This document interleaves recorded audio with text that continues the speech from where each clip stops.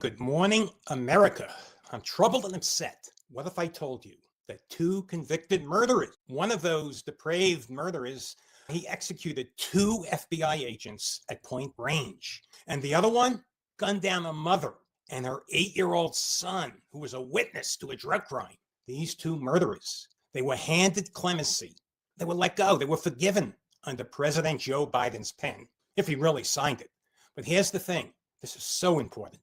What if I told you that the very official who was screaming on 60 Minutes this Sunday about how dangerous Trump's pardons were, she helped make this happen. Her name, Elizabeth Liz Oyer. She's the former U.S. attorney. Anyway, Liz, I'm talking to you directly, and I'm talking to 60 Minutes and to every one of my beloved LinkedIn family, every American who is only shown half the story on 60 Minutes. Now, before I read from the CBS transcript, I want you to see the other side of the story. It's the story 60 Minutes buried. Let's talk about Leonard Peltier. He was convicted of murdering not one, two FBI agents. They have names. They were Jack Kohler and Ronald Williams. They were shot in the head. Execution style. This wasn't a shootout. This wasn't in the heat of passion. This was a cold-blooded execution. The other killer, Adrian Peeler, he was convicted in connection with the killing of Karen Clark. And if that's not depraved enough, her 8-year-old son, B.J. Brown, fact check this. They lived in Bridgeport, Connecticut. The boy was murdered by Adrian to stop him from testifying. This case was so brutal. This is a fact. It helped trigger Connecticut's witness protection program, all because B.J. Brown was killed. Both of these men, both of the killers, they received clemency from Joe Biden. Elizabeth Liz Oyer, she was the inside. She was the machinery. She was the pardon attorney. She met with the killers' advocates. She met with their attorneys. She drafted recommendations. She was sitting in the very office that moved these cases forward. Now, keep that in the back of your mind while we learn from Liz Oyer how terrible Donald Trump supposedly is for using his constitutional power that every president in American history has held and used. Oyer claims Trump threw out the rules. Not true. I'm going to read from the transcript. These are her words. President Trump has changed the pardon process. All of the traditional rules and procedures pertaining to pardons have been thrown out the window. That's what Oyer said. Watch 60 Minutes. This administration, it appears to be working around the Justice Department rather than with the Justice Department to vet and review application for pardons. Her words. Liz, let's set the facts straight right here. You said that Trump threw out the rules. No, the Constitution threw out your rule book. Your rule book doesn't apply. The pardon power, it belongs to one person, the President of the United States. It has always been personal. Sometimes it's political, sometimes it's controversial. Andrew Johnson, he pardoned all the former Confederates. Richard Nixon, he commuted the Jimmy Hoffa's sentence. Gerald Ford, he pardoned Nixon. Joe Biden, he pardoned members of his own family, including his son Hunter. President doing controversial pardons, it's not new, it's the design. You know that, Liz. So when Donald Trump issues what you call a controversial pardon, he's not breaking some sacred tradition. He's standing in the line that stretches from President Washington to President Biden. The only difference is you personally don't like who he pardoned. And that's not constitutional analysis. That's politics in a robe. Now let's talk about the myth.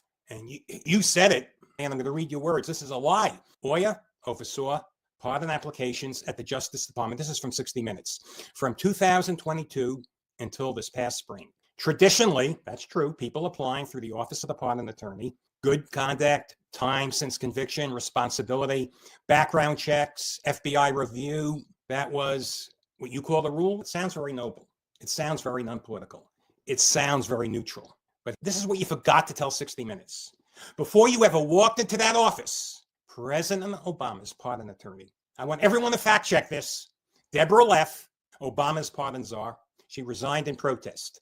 It's on the internet. She can no longer do her job because her clemency recommendations were being reversed by higher ups at the DOJ, and she was blocked from even presenting her views to the White House. She said the president was not being given a full set of views on clemency. Now, that's the broken system you took over, Liz. A system that was so corrupt, so obstructed, that the previous pardon attorney, she walked away rather than lie about it. Did you tell Scott Pelley that, Liz? Did you look into that 60 Minutes camera? And by the way, the office I ran was described as a broken, obstructed mess by one of my predecessors? No, you didn't, because that part, it doesn't fit the narrative where you're the saint and Trump is the villain. You said I was fired for principle. Let's look at what was said on 60 Minutes. Oya was fired in March after she says she opposed, and you have a right to this, I'll give you that, restoring gun rights to an actor that Trump supported, Mel Gibson. She has since become a vocal critic of the Trump administration. Well, that part's 100% true. Of course, you were fired for pure principle. That's the movie version. The movie version, it writes itself. It could be part of this is true, but it's a lot of spin. Because here's the one thing that is true. You weren't fired for defending actual innocence. Because, everyone listen up, I applied for a pardon clemency through your office. Your message to me was brutally, actual innocence is not a factor in clemency review. Liz, you said that. You told me through a message, you didn't come directly to me. I have you on tape. You said innocence is not a factor. The fact that I've maintained my innocence, the fact that I'm presenting very compelling evidence, that's irrelevant to your process. So let me say this directly, because America, the United States of America, needs to hear this. If actual innocence doesn't matter to you, Liz, then you're not running a justice system. You're running a paperwork machine. If innocence doesn't matter, but executing a child, that could be forgiven. As long as the killer is old, he's remorseful, and he's politically connected, or it's politically convenient for your woke president. God knows if he really signed off on those pardons. That's another story. Hey, Liz, that's not mercy. That's madness. Now, Liz, also 60 Minutes. I want you to look at the people that were erased. Let's take a look. This is FBI agent Jack Kohler. He was alive. He was a husband, a son. He died on the ground, shot in the head, point blank range. He begged for his life. Wow. You have the nerve? You signed off on that? Let's look at another one of your victims. This is FBI agent Ronald Williams. He too was executed. Same execution.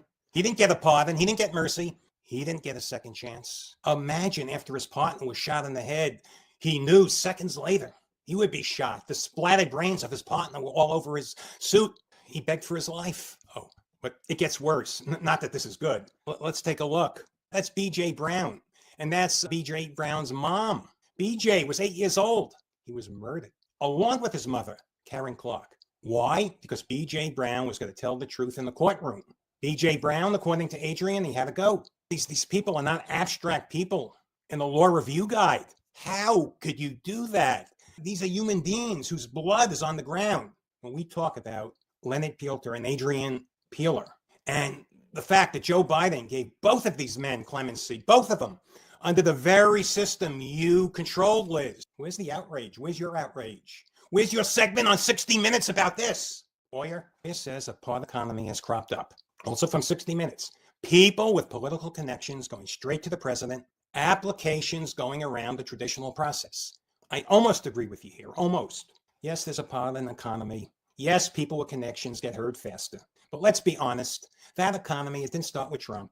It existed under President Clinton, Bush, under Obama, and President Biden. He pardoned his own family, and he gave clemency to Pielter and Peeler. And he told Americans the clemency batch was about nonviolent drug offenders. You want to talk about a pardon economy? Let's talk about the people who somehow slipped into a batch that you signed off on. A man involved in the conspiracy to murder a child, and a man convicted of the cold-blooded execution of 2 FBI agents. You were part of that pipeline. So spare 60 Minutes, the sermon about Trump shattering norms. The only norm he shattered was your preferred political friend, your hierarchy. Let's quote from 60 Minutes again. And I'm very emotional about this. I apologize. Oya said today, Mr. Trump is using his pardon power in ways that other presidents never have. Come on, Liz. That line is pure theater. You know what actually is dangerous? You know what's unprecedented? A pardon attorney publicly attacking, you're a former pardon attorney now, but attacking a sitting president on national television after you were fired. And you're staying quiet, very quiet, about your own administration's clemencies for murderers and about your own doctrine this bothers me personally, it affects me personally, your own doctrine that actual innocence doesn't count in the clemency process. You also leave out the simple truth. The president of the United States is not required to follow DOJ's process. Not historically, not legally, not constitutionally. Your office, it's an advisory shop. It's not a constitutional branch of government. Trump is allowed to take applications straight into the Oval Office. So is Biden, so is Obama. You don't get to turn that around because of your hurt feelings. Give me a break. Thank God that it's your old office. It's still there, but President Trump appointed Alice Marie Johnson as pardon czar. We don't have to go through the DOJ, which is stupid, to get clemency. You mean the very office that prosecutes someone decides whether to give them a pardon. We all know why Deborah Leff resigned, because higher-ups at the DOJ were not letting her recommendations get to the president. We all know that's true. Look, lawyer, she said the whole system of clemency is at stake, that many deserving, powerless people applying through the DOJ are being overlooked in favor of the wealthy and well-connected.